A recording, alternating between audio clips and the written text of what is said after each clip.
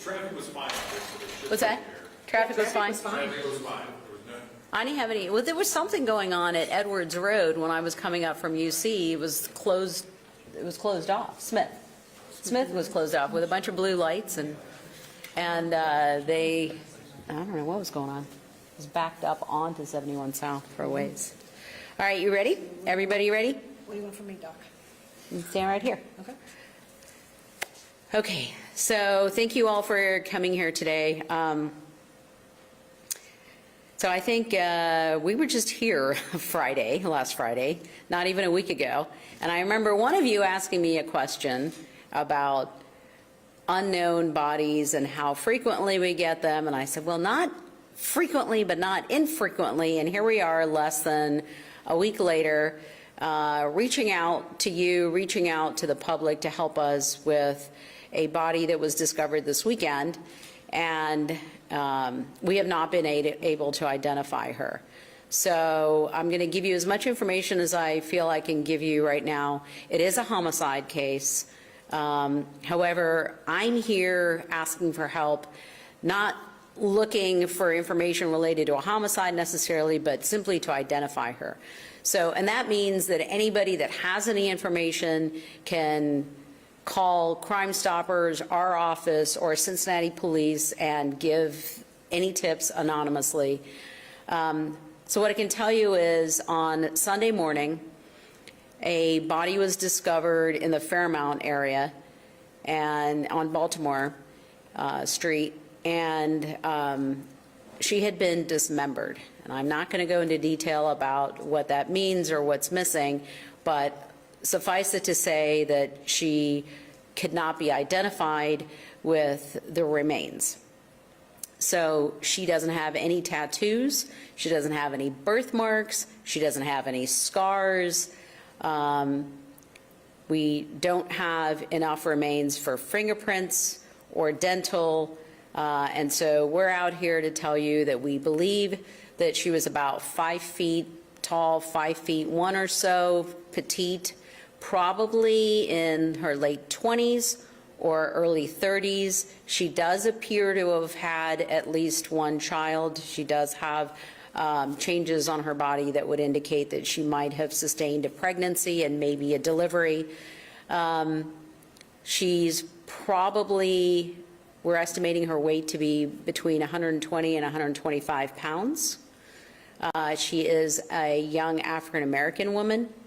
And other than that, we really don't have any more information. So what we would like for you all to do is, if you know of anybody that fits that description, anybody you haven't been in touch with, who hasn't contacted you, who's missing, anybody in the area, if there's a child out there looking for his or her mother, and anybody has any information, we're just asking you to give us that information. You can do so anonymously, but we're really trying to identify this young lady. We believe her time of death was probably Friday night or early Sunday or Saturday morning, in that range. And she was found in the woods. And other than that, she did not have any clothing or jewelry. So there was nothing identifiable there either. Do you have anything to add? Yeah, just, you know, a plea to the community, as Dr. Samarco said, if you're missing a loved one, please give us a call. If you haven't heard from them and you normally would have a phone call or an interaction with them every couple of days and you haven't within the last few days, please give us a call so we can research whether or not this may potentially be your loved one. You can call Crime Stoppers at 513-352-3040. Thank you. And again, those tips are called in anonymously. You're just assigned a code number, and if that pans out and leads to an identity and helps us move along with the investigation, there will be a monetary reward from Crime Stoppers. I do want to emphasize, though, this is definitely a homicide investigation, but our primary goal here is to identify this young lady. So any help we can get from the public, anybody you know, even if you know somebody that's not directly within the area, but, you know, within a vicinity, the region, the southwest region of Ohio, eastern Indiana, northern Kentucky, you know, maybe even Dayton and so forth. I mean, we're not even sure how far to look. And that's why we're asking the media to help us here, because if somebody heard of something in Cleveland perhaps, and this rings a bell, maybe we can get some traction and get some information.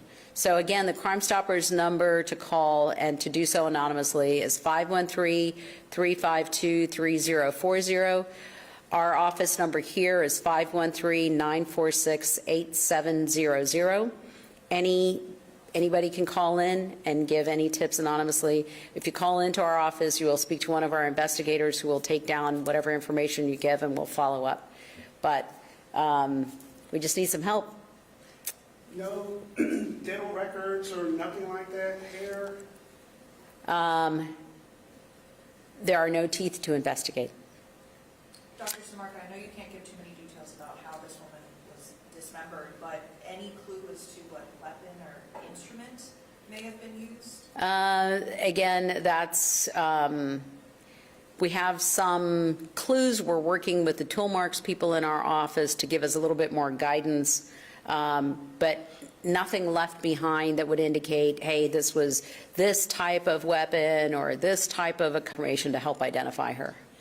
Was she killed before she was dismembered, or do you think that was part of the killing? If you're asking, was she alive when she was being dismembered?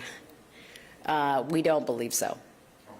Was there any other signs of possible cause of death before this? Like, I mean, obviously a gunshot wound or anything like that. There is. There is some evidence that we've uncovered where we think we know what her cause of death was. But again, in the middle of a homicide investigation and not having the identity of our victim, we're going to hang on to that until we get some more information. I know you say it's not common to have unidentified bodies. How uncommon is it to find dismembered bodies? I would love to say very uncommon, but I've been in this job for almost a dozen years now, 12 years, and we've had at least 4 that I can remember. So in 12 years. So not one every year, thank God, but also not that unusual. In all the years of doing this, have you ever seen anything like this before? Yes and no. Clue who that person was. We've not had a case quite like this where there's so little information on the remains that we. Well, this is extremely difficult because our investigators are uncovering all sorts of minute pieces of evidence, and this takes us back to what the trace evidence investigation has really, it's becoming a lost art because everybody's asking for DNA and they think that, oh, well, if we get DNA, we'll just know who it is. But I keep reminding everybody there's only about 10 to 15 million in that FBI DNA database, and we have over 400 million in the United States alone. And so unless we have somebody's DNA from something else, and we can do a match if we have a known sample, otherwise we're looking at all these other pieces of evidence. So in her case, yes, we're going to be looking at hairs, we're going to be looking at leaves, we're going to be looking at fibers, we're going to be looking at everything in the area that was around her, and that's where we have 3 expert trace evidence specialists in our office, and they're going to be looking at all of these carefully. BCI, the state crime lab, only has trace evidence for GSR anymore. We've gotten trace evidence from all over the state now because we're one of the, I think we may be one of the few or only labs in Ohio that's still doing full trace evidence, the gamut from soil to glass and everything in between. For Chief BG, if you could just talk a little bit more about the circumstances in which these remains were found on Sunday. Yeah, so the Cincinnati Police Department received a call from an individual who found something believed to be suspicious in the woods.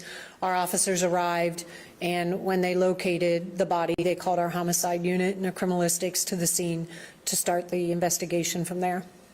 Can you say, I guess, I mean, I know Dr. Samarco already said that it looks like there's a homicide cause and then the dismemberment.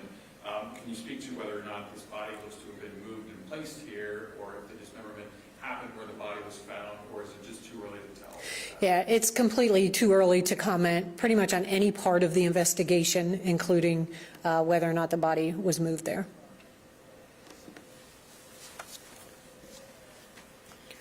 Any other questions? Thank you all so much for coming and for helping us with this, and we're hoping that this goes out to the public and somebody comes forward with some information. Thank you very much. We'll look at Go ahead. a prior cold case that I've worked on in Boone County. They actually reached out to like Ancestry, like 23andMe, some of those to see if they could find a familial link in that. Is that something that if a couple weeks go by and you all haven't had any hits, Yeah. that you might look at doing that? So at this stage of our investigation, we're looking at what we have immediately on hand.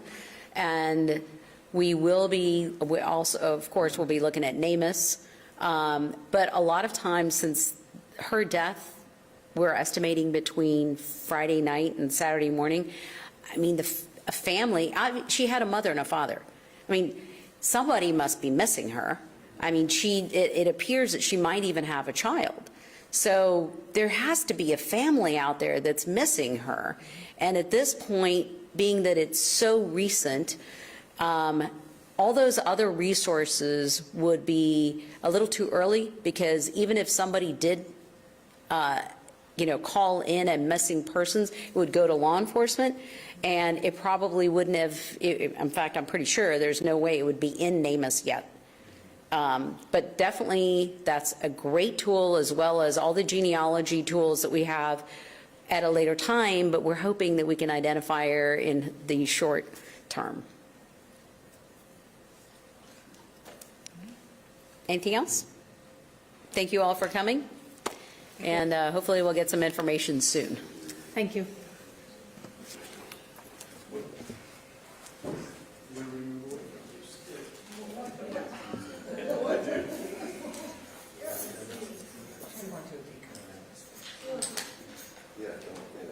You go first. Maybe we should have you go last. Yeah, you go.